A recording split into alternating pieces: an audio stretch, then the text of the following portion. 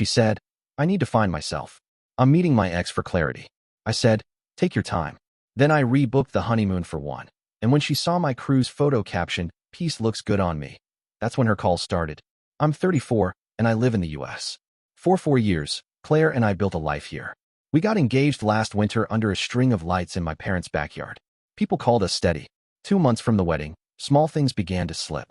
She stopped sending random photos of her day. Our calls got shorter. When we sat on the couch, her eyes were somewhere else. At first, I told myself it was stress. Weddings can do that. Then I noticed how quiet she got when I mentioned our honeymoon. How she scrolled her phone late at night and locked the screen when I walked by. I asked once, you good? She smiled, said she was just tired. I wanted to believe her. The night it broke was a Tuesday. We ate pasta at our apartment, the kind we make when we're lazy. Spotify played low. She pushed food around her plate and stared at the window like it had an answer. I need to say something, she said. Okay. I don't think I'm ready for marriage. What do you mean? I asked. I feel like I've lost myself, she said. I need space. I need to reconnect with my past, with Aaron. Aaron, the ex from college. The one who cheated on her and then pretended he didn't. I had heard his name many times. Always an old story she told when we were first dating. I never thought I'd hear it now. I didn't yell.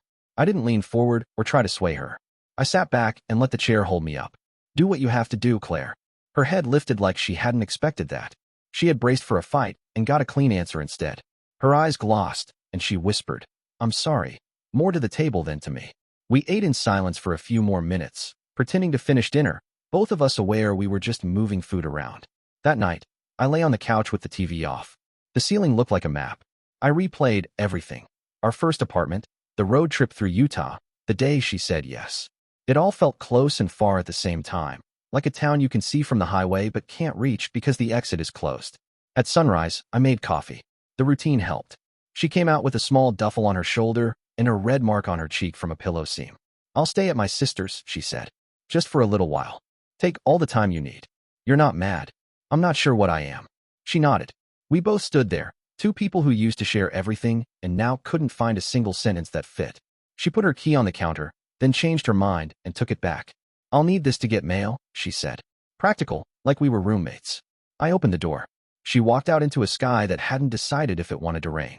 The hallway smelled like fresh paint. She turned once, small, like she wanted to add something hopeful, then couldn't. The elevator doors closed on both of us. When I went back inside, the apartment felt too neat, like a hotel after checkout. Her mug was on the rack, clean and upside down. The wedding binder sat on the shelf with a ribbon marking the vendor's page. I picked it up, then set it down again. I poured another coffee and stood by the window long enough for the cup to go cold. Somewhere, people were starting their day like nothing had changed. For me, it had. I didn't know what to do next, but I knew I wasn't going to beg anyone to stay. Not anymore. After she left, the silence in the apartment didn't hurt. It just sat there. Like furniture that had always been part of the room. I just hadn't noticed it before.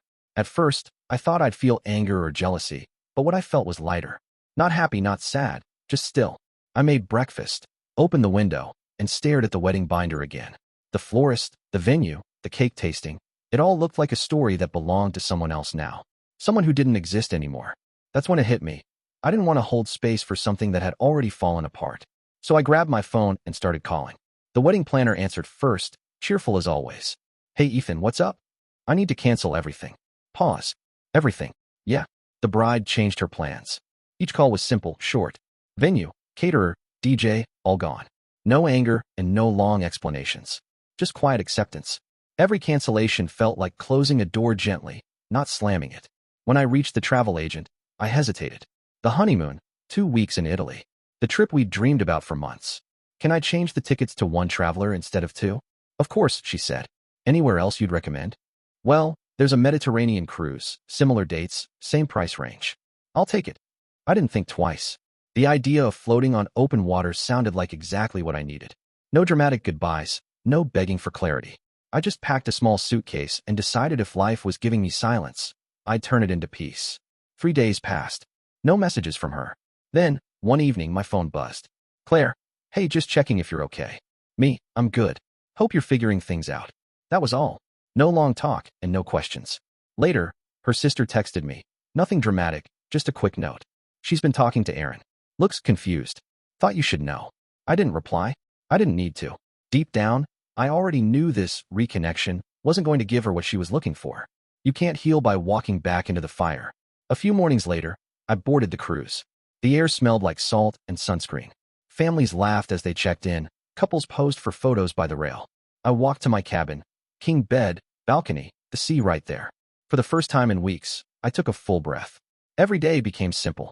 Mornings with coffee and sunrise, afternoons reading on deck, nights with live music and strangers who told me their stories. No one knew mine. No one asked. That was the best part. One evening, leaning on the railing with a drink, I pulled out my phone and posted a photo. Just me, the ocean, and the caption, *New Beginnings. I didn't think much of it until a few hours later when I saw her name pop up in my DMs. Claire, where are you? Me, photo of the sea. That's when her panic began. I could feel it even from miles away. She had expected me to wait, to stay frozen in place while she searched her past. But I was already gone, not angry, not spiteful, just done. The cruise wasn't an escape. It was a restart. Each sunrise felt like permission to move on. For years, I had carried the weight of keeping everything perfect. Now, I was learning to let life be what it was, unpredictable, but mine. I didn't check my phone again that night. The ocean was quiet, and for the first time in a long time, so was I. By the time the ship reached its next port, something in me had shifted. I wasn't counting days or wondering if she'd call. I wasn't scrolling through old photos or reading old texts. I just existed in the present. Breakfast with strangers, sunsets over calm water, quiet nights on the deck where the horizon melted into gold. That peace, it was new. Strange, but good. One morning, I stood by the railing, coffee in hand, and realized I hadn't thought about Claire in hours. Not because I was forcing it, but because she no longer filled every corner of my mind. The noise had faded. What was left was clarity. Meanwhile, back home, I knew her space had turned into regret. Her sister's occasional updates painted the picture clearly enough. Claire looked lost. Aaron wasn't the man she remembered. The past she ran toward was just an echo, not a home. But that wasn't my problem anymore. She had gone searching for herself and ended up holding pieces of something that couldn't be put back together. When the cruise ended, I stepped off the ship feeling lighter. Not because the pain vanished, but because I'd stopped fighting it. I'd learned that peace doesn't always roar. Sometimes it just hums quietly when you finally stop trying to control everything. Back home, the apartment felt different. Not empty, open, like I could breathe again. I unpacked slowly, then began to clear space. The wedding invitations? Boxed up. The shared calendar? Deleted. Her things on the bathroom sink? Gone. Each small act was another step toward starting fresh. There was no anger behind it, just acceptance. The life we built wasn't wasted. It just had an ending I didn't plan for. A few days later, she reached out. Claire, Ethan, can we talk? I saw it and didn't reply right away. I wanted to make sure I wasn't reacting out of old habits, the urge to fix, to comfort, to make things easy for her. I waited 2 days before saying yes. We agreed to meet at a small cafe halfway between our apartments. Neutral ground. The day we met, I arrived early. It was a cool afternoon. The place smelled like cinnamon and espresso, quiet enough to hear the soft clinking of cups. I sat by the window, watching people pass by, some holding hands, some laughing, all living their lives. When she walked in, I almost didn't recognize her at first. The confident energy she used to carry had dimmed. Her shoulders looked heavier, her smile unsure. She wore a sweater I'd seen 100 times, but somehow it looked different on her now, like a memory trying to stay alive. She spotted me and waved softly, almost hesitantly. I stood, gave a polite nod, and waited until she sat down. Her eyes scanned me for a moment, like she was trying to read something in my expression. Maybe she expected coldness or anger, but I wasn't carrying either. Just calm. You look good, she said quietly. I nodded, took a sip of my coffee. Thanks. You too. Then the quiet settled between us. Not the comfortable kind we used to share, but the one filled with everything left unsaid. We both stared at the table for a few seconds, letting the weight of it all hang there. She finally exhaled, her voice low. I thought I needed clarity. I thought maybe reconnecting with Aaron would help me understand what I wanted. Her eyes lifted, searching mine. But he's not the person I remembered. And I realized I already had what I needed, with you. I didn't respond right away. I just let her words sit. She looked at me with that familiar hope, the one people have when they think they can rewind time. But time doesn't work like that. I leaned back, steady. Claire, I'm glad you figured that out. But I'm not the same person you left. She blinked, surprised. What do you mean? I set my cup down. You wanted space to find yourself. I used that space to find peace. And now, I'm not looking back. Her shoulders fell. The silence between us deepened. But this time, I didn't try to fill it. Ethan, I made a mistake. No, I said softly. You made a choice, and I respected it. That was the truth. I didn't walk away to punish her. I walked away because she did first. Her eyes lowered, and I could tell the reality was finally sinking in. The door she thought she could reopen was gone, closed not out of anger, but acceptance. I paid for my coffee, stood, and said, "Take care, Claire." Over the next few days, Claire tried to keep a line open. A text here, a memory there. She sent a picture of us from a weekend trip years ago, a caption underneath. Asterisk, remember this? Asterisk. I looked at it for a moment, then put the phone down. There wasn't anything left to say. Sometimes silence speaks more truth than any response ever could. Still, she kept reaching out. Not constantly, just enough to show she was trying to rebuild something she'd already burned down. I answered politely, never cold, but never inviting either. That was all I could give. A week later, I was scrolling through my gallery, deciding which photos from the trip I wanted to keep. The cruise felt like another lifetime, one I didn't want to forget. Sunsets, conversations with strangers, quiet mornings with coffee. Every image reminded me of how far I'd come. On a small impulse, I posted one. Me at a rooftop dinner, city lights behind me, a few friends from the cruise laughing at the table. Beside me sat someone new, a woman with kind eyes, confident posture, and an easy smile. We'd met on the ship, talked for hours about books and travel, and somehow stayed in touch. No labels, no expectations, just peace. The caption was simple. Life gives peace to those who stop chasing chaos. I didn't think much of it. But a few hours later, her name flashed across the screen. Claire, who is she? I looked at the message, knowing exactly what she was feeling. The fear wasn't about losing me. It was about realizing I wasn't waiting. Me. Someone who reminds me that love shouldn't feel like walking on eggshells. The typing bubble appeared, then vanished, then appeared again. Finally, her message came through. Claire, do you hate me? I paused, thinking carefully before replying. Me, no. But I don't love you anymore either. That truth wasn't sharp or cruel. It was steady. And somehow, that made it hit harder. For a while, she didn't respond. I imagined her sitting there, staring at the screen, understanding finally what I had understood weeks ago. Once you break something built on trust, you don't just lose the relationship. You lose the version of the person who would have fought for it. Her self-discovery had cost her everything stable. The simple joy of being with someone who chose her every day. Meanwhile, I wasn't rushing into anything new. I didn't want to fill a space out of loneliness. I wanted to fill it with purpose. So I started living differently. Weekend hikes, cooking for myself again, picking up the guitar I hadn't touched in years. I wasn't chasing distractions. I was rediscovering who I was without her shadow in the room. Friends asked if I'd ever take her back. My answer was always the same. I forgave her.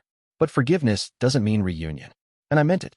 Holding on to anger only ties you to the past. I didn't want that. I wanted freedom. The kind that comes from letting go without resentment.